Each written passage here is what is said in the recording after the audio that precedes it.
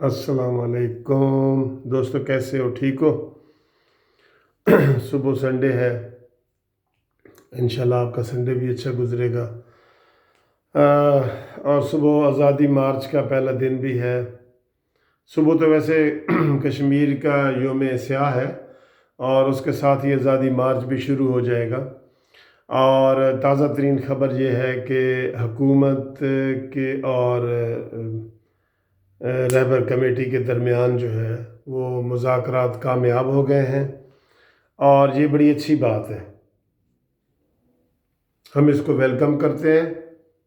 اور یہ دونوں گروپوں کے لیے فی الحال اچھا ہے، ٹھیک ہے جی، بجائے یہ کہ رکاوٹیں کھڑی ہوں، صادقآباد سے رکاوٹ شروع ہو جائے، آگے ملتان، بھاولپور، ملتان، پنڈی، لاہور، یہ سب رکاوٹیں، لڑائیاں، جھگڑے، یہ وہ، تو جناب علی پہلے اسلام آباد میں انٹر ہوں۔ اور حکومت نے یہ ایک بات حکومت نے مانی ہے اور ایک فضل الرحمان صاحب نے مانی ہے۔ فضل الرحمان صاحب نے یہ مانی ہے کہ وہ ڈی چوک میں بلیو ایریے میں نہیں جائیں گے، یہ بلیو ایریے میں نہیں جائیں گے، اور وہ دھرنا جو ہے وہ H9 پشاور موڑ کے اوپر دیں گے، وہاں جو اتوار بازار بڑا گراؤنڈ لگتا ہے وہاں پہ۔ اور حکومت نے یہ مانی ہے کہ وہ راستے میں کہیں بھی رکاوٹ کھڑی نہیں کریں گے،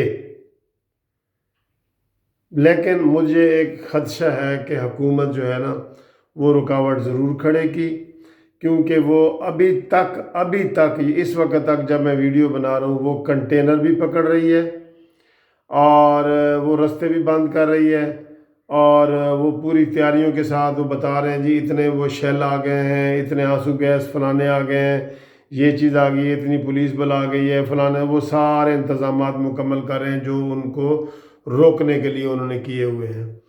تو مجھے یہ لگتا ہے کہ یہ حکومت جو ہے نا پہل معاہدہ توڑنے میں پہل حکومت کرے گی، لیکن میں یہ سمجھتا ہوں بطور پولیٹیکل ورکر کہ یہ بڑا وائز ڈیسیجن ہے مولانا فضل الرحمان صاحب کا، کہ انہوں نے پیچھے سے لڑنے کی بجائے آئے ہیں اور وہ آ کے اسلام آباد میں انٹر ہو جائیں گے۔ دوستو، جب ملینز کے حساب سے لوگ اسلام آباد میں انٹر ہوں گے اور وہ داخل ہو جائیں گے، جو کہ حکومت کی پالیسی تھی کہ ان کو داخل نہیں ہونے دینا، تو یہ فضل الرحمان صاحب کی کامیابی ہے۔ بظاہر آپ لوگوں کو لگ رہا ہوگا کہ یار یہ مولانا صاحب پیچھے ہٹ گئے ہیں اور یہ ہے وہ ہے، اور وہ بات کر رہا ہے جناب پرویز خٹک صاحب کے استعفے کی کوئی بات ہی نہیں ہوئی، بات ہی استعفے کی ہے۔ وہاں تو صرف بات جگہ کے اوپر یہ معاہدہ ہوا ہے، جگہ کے اوپر، اور کوئی معاہدہ نہیں ہے کہ استعفیٰ نہیں مانگو گے یا دھرنا نہیں دو گے، یہ کوئی بات نہیں ہوئی، صرف استعفے کے صرف جگہ کے اوپر ہوا ہے۔ اور وہ مولانا صاحب کی یہ وائز ڈیسیجن ہے، یہ جو معاہدہ ہوا ہے، ٹھیک ہے نا جی۔ اور حکومت اس وقت مذاکرات کے لیے بھی آمادہ ہوئی ہے نا، یہ بھی حکومت کی پسپائی ہے کہ وہ نیچے آئی ہے اور مولانا فضل الرحمان صاحب کو اس نے اہمیت دی ہے، اور اہمیت دینے کے بعد مذاکرات کے لیے آمادہ ہوئی ہے، کمیٹی بنائی ہے، پھر مذاکرات ہوئے، کامیاب ہوئے، یہ سارے پاکستانیوں کے لیے بھی اچھی بات ہے، ٹھیک ہے جی۔ لیکن آپ کو ایک بات میں بتا دوں، مولانا فضل الرحمان صاحب نے 3 چیزیں بتائی ہیں، 3۔ کلیہ نمبر 1 یہی ہے